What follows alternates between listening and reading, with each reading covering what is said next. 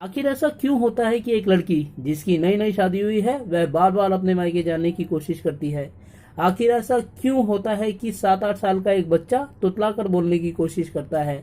आखिर ऐसा क्यों होता है कि एक इंसान जो खुद डॉक्टर बनना चाहता था लेकिन डॉक्टर बनने में असफल रहा, अपने बच्चों को डॉक्टर बनाने में कोई कमी नहीं छोड़ता। आखिर ऐसा क्यों होता है कि ऑफिस में अपने बॉस की डांट सुनकर हम घर पर आकर गुस्सा दिखाते हैं। दोस्तों नमस्कार, मैं हूं राजेंद्र कुमार और स्वागत करता हूं आपका अपने YouTube चैनल में। दोस्तों आज मैं आपके लिए जो टॉपिक लेकर आया हूं वो बहुत ही महत्वपूर्ण है, जिसका नाम है डिफेंसिव कोपिंग। दोस्तों पिछली वीडियो में हमने देखा था कि अपने ईगो को क्रियाशील बनाने के लिए हम किस प्रकार सिंपल कोपिंग का इस्तेमाल करते हैं। लेकिन दोस्तों कई बार ऐसा होता है कि हम सिंपल कोपिंग से अपने वजूद को नहीं बचा पाते हैं। ऐसे में हम कोपिंग की दूसरी विधि का इस्तेमाल करते हैं। इसी दूसरी विधि को दोस्तों डिफेंसिव कोपिंग कहा जाता है।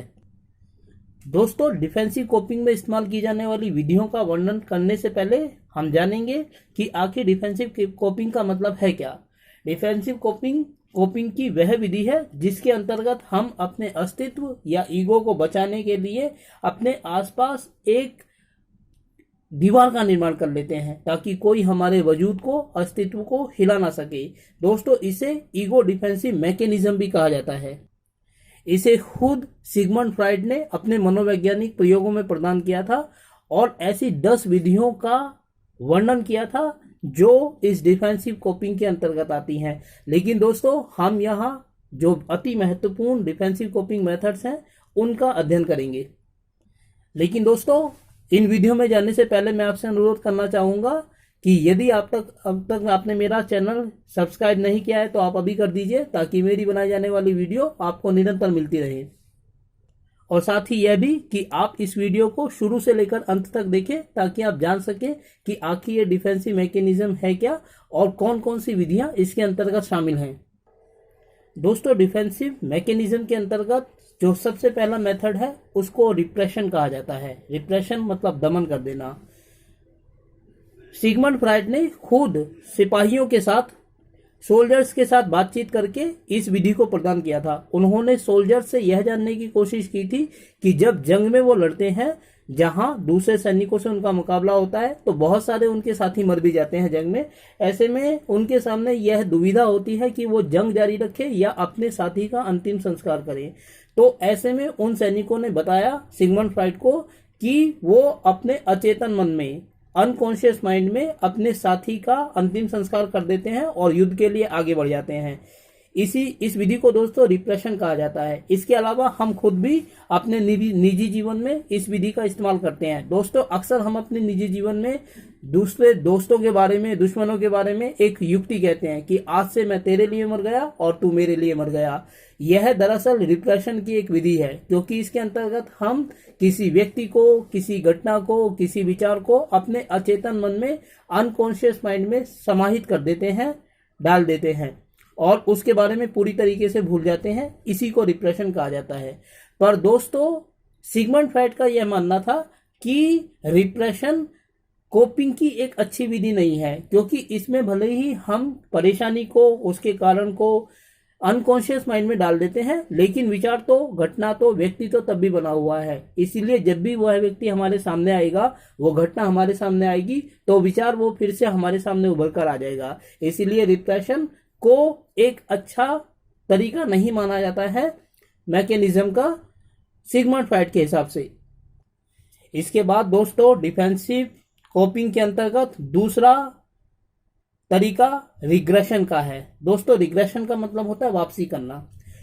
कई बार ऐसा होता है कि हमारी अर्थव्यवस्था समय के साथ विकास करनी चाहिए लेकिन विकास ना करने की बजाय उसकी अवनति होने लगती है। वह आगे बढ़ने की जगह पीछे हटने लगती है। इसी विधि को या इस प्रक्रिया को रिग्रेशन कहा जाता है, वापसी कहा जाता है। दोस्तों अक्सर हम अपनी जिंदगी में देखते हैं जब किसी लड़की की शादी होती है नई नई तो वो बार बार अपने मायके की तरफ भागती है। कभी 10 दिन में, कभी 7 दिन में, कभी 15 दिन में। दरअसल ऐसा इसलिए होता है क्योंकि वह अपने आप को उस दुनिया में वापस लाना चाहती है जहां उसको कोई नया एडजस्टमेंट नहीं करना पड़ रहा है। शादी के बाद लड़की को नई जगह जाकर अनेक तरीके से नई विधियों में, नए संसार में एडजस्टमेंट करना होता है और उसे एक मानसिक दबाव का सामना करना पड़ता है। इसीलिए इस मानसिक दबाव से बचने के लिए नवविवाहित लड़की बार बार अपने मायके की तरफ भागती है, क्योंकि इस जगह उसको कोई भी नया एडजस्टमेंट नहीं करना पड़ता है, यहां ऑलरेडी वह एडजस्टेड है। इसका एक उदाहरण दोस्तों हम एक छोटे बच्चे के रूप में भी देख सकते हैं। दोस्तों, जब परिवार में एक बच्चा होता है, अकेला सिंगल चाइल्ड होता है, तो सब उसको प्यार करते हैं। लेकिन जब परिवार में कोई दूसरा बच्चा पैदा हो जाता है तो अक्सर ऐसा होता है कि उस बच्चे का सारा ध्यान हटकर छोटे बच्चे पर आ जाता है। ऐसे बच्चों को डिथोन्ड मोनार्क कहा जाता है, यानी कि ऐसा राजा जिसे गद्दी से उतार दिया गया हो। कई बार ऐसा होता है कि ये बच्चे तुतलाकर बोलते हैं, चार पैरों पर घोड़ों की तरह चलने की कोशिश करते हैं, दिखाते हैं। दरअसल यह प्रदर्शित करके वो बच्चे ये दिखाना चाहते हैं कि अभी वो भी इतने बड़े नहीं हुए हैं कि उनको पूरी तरीके से नजरअंदाज कर दिया जाए।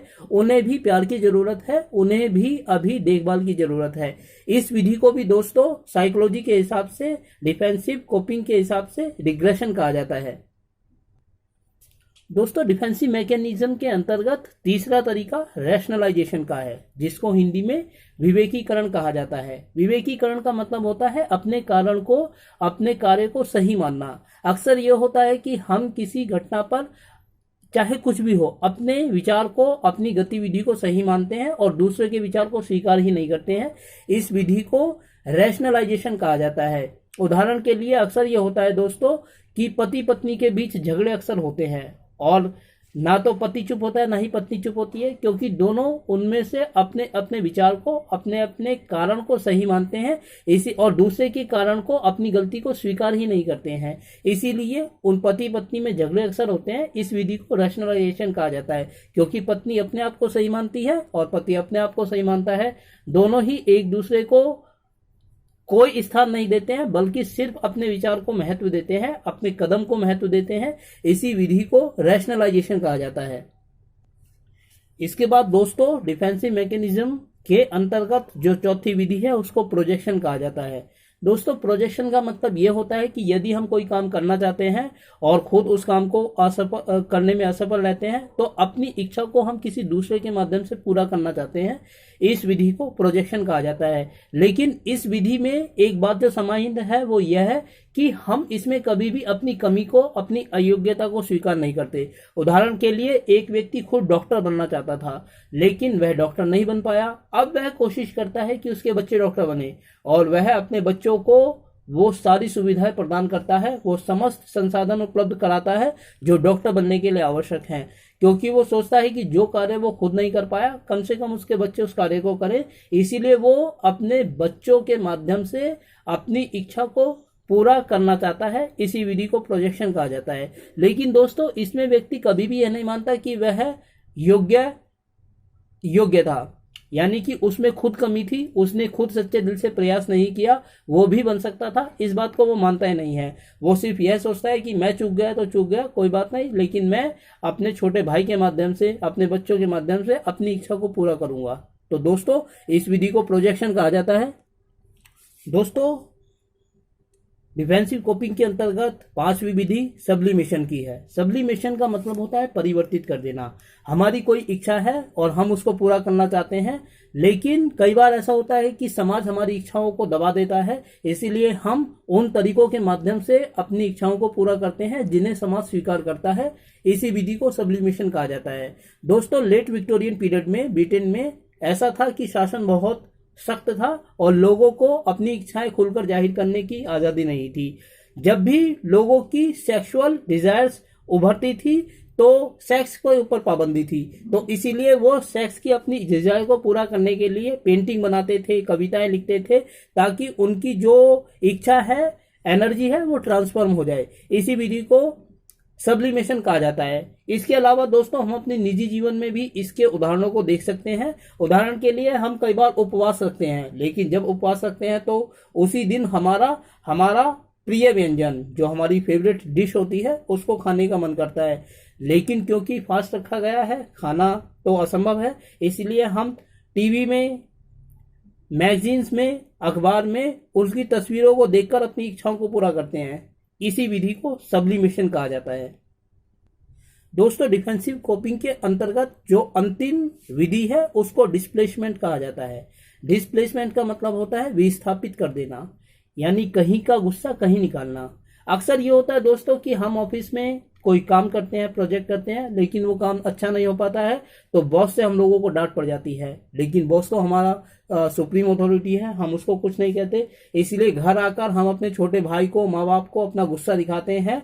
कई बार ये होता है कि छोटे भाई बहनों को चाटा तक मार देते हैं। इसी विधि को कहा जाता है डिस्प्लेसमेंट, यानी कहीं का गुस्सा कहीं निकालना। लेकिन दोस्तों, इस विधि की जो विशेषता है वो ये है कि डिस्प्लेसमेंट हम उन्हीं लोगों के साथ करते हैं जिन पर हमें पूरा यकीन है। उदाहरण के लिए, हम उन्हीं लोगों को चाटा मारते हैं, अपना गुस्सा दिखाते हैं जिनके बारे में हम जानते हैं कि उनको मनाने में, वापस अपना बनाने में हमें ज्यादा वक्त नहीं लगेगा। जबकि अगर हम ऐसे लोगों के सामने अपना गुस्सा दिखाएंगे जिनको हम जानते तक नहीं है, तो संभव है कि हमारी उनसे लड़ाई हो जाए या वो खुद हमें पीट दिया जाए। तो दोस्तों, ये था डिफेंसिव कोपिंग। मैं उम्मीद करता हूं कि आपको ये वीडियो अच्छी लगी होगी। दोस्तों, ये भी उम्मीद करता हूं कि वीडियो अच्छी लगी तो लाइक करें, शेयर करें और सब्सक्राइब करें, और ऐसी ही वीडियोस के लिए मेरे साथ बने रहें। धन्यवाद।